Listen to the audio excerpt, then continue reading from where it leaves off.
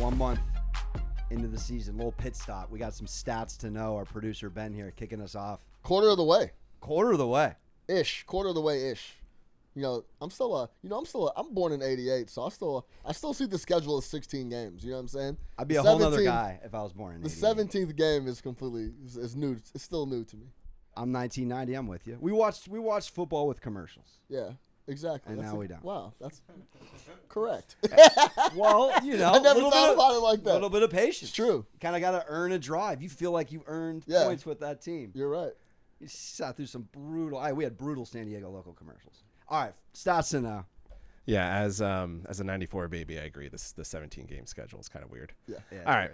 First stat to know: Monday Night Football, Lions. Jared Goff. He threw a perfect game, going 18 for 18, set the NFL record for most completions in a game past Kurt Warner, who went 10 for 10 for Arizona.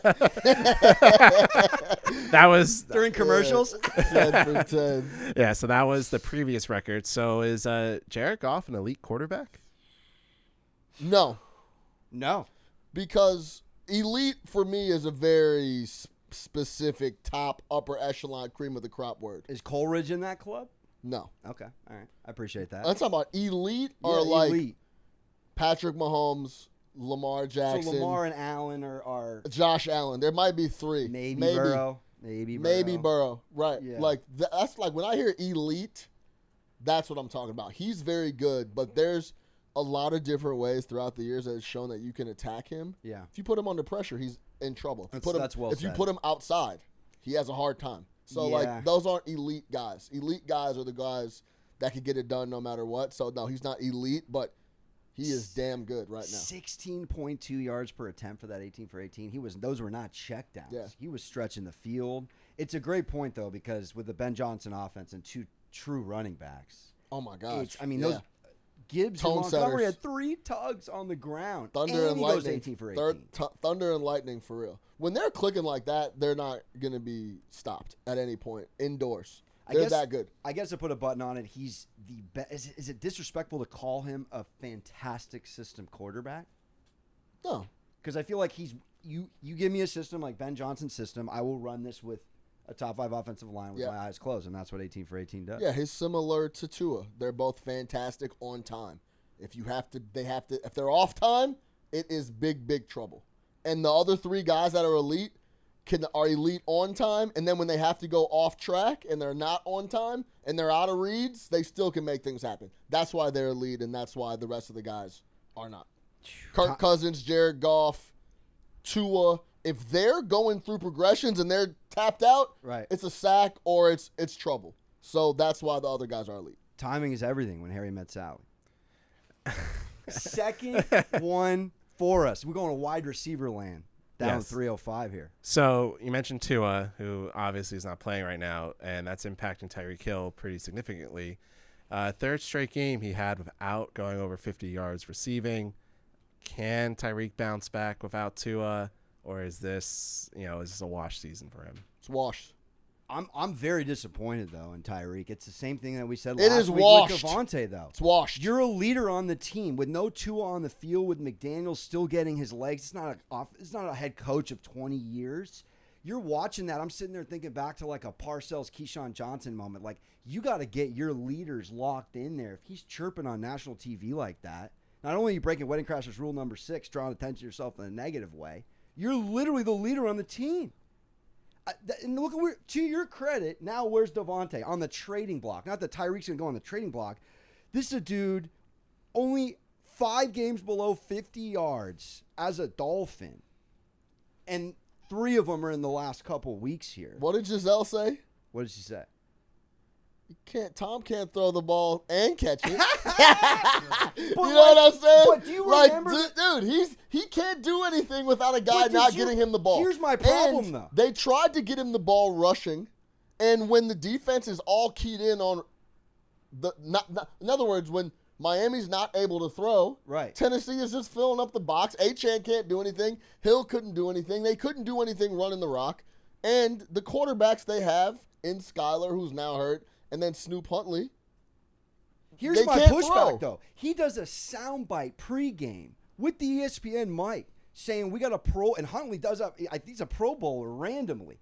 He's like, we got a Pro Bowl quarterback that can do some things. Come on, man. The point is, he's gassing up his guy, and then 2.5 quarters later, he's bashing his guy. This is a team sport. You can't do that. If you want to golf and yell at your caddy, sure. That takes down just your team. He's the leader. This is a reminder that it's not always greener on the other side. Look at this man. Eric Are we still in tea time over here? Eric Bieniemy leaves Kansas City. He's out of the NFL. He's not even in the league anymore. Yeah. UCLA, if I'm not mistaken. Hey, he is at UCLA.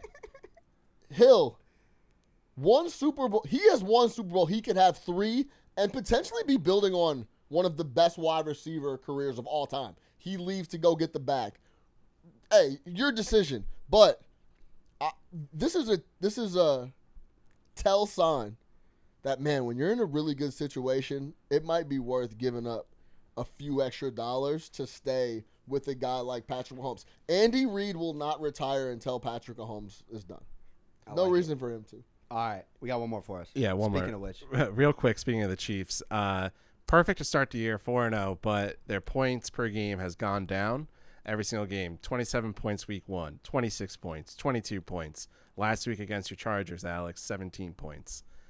Is this who the Chiefs are? Is it like we see Mahomes play like this for a season and 4 games, or can they fix it, or is this just it for the Chiefs? Is this the offense? I'm actually sitting here going, again, emotional purchase on the Chargers +7 last week, but then doubling down on them when they go up 10-0. You're up 10-0 against the Chiefs. You don't score a basket.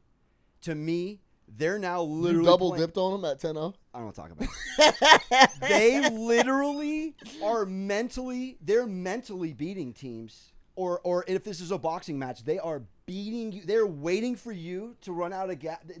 I'm making a boxing reference here, but if you go back to week 1 against the Ravens, similar sentiment.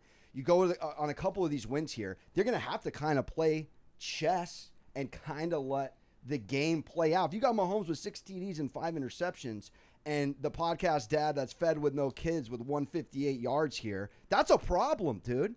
With no Rice. That's some sick karma, by the way, that Mahomes takes out his leading wide receiver.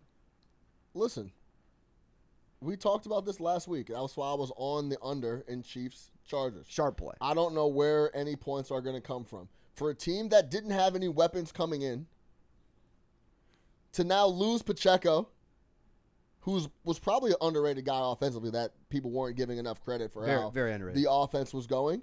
Then you lose Rice. Now you're going to be leaning on a rookie in Xavier. They're in trouble offensively. And Kelsey's just not the same guy, clearly. So, yes, they have a lot of work to do offensively because the top defenses in the world, which the Chiefs have one, are going to give up 15, 16, 17 points. Yeah. And they are scraping to score that many. Well said. That's to know.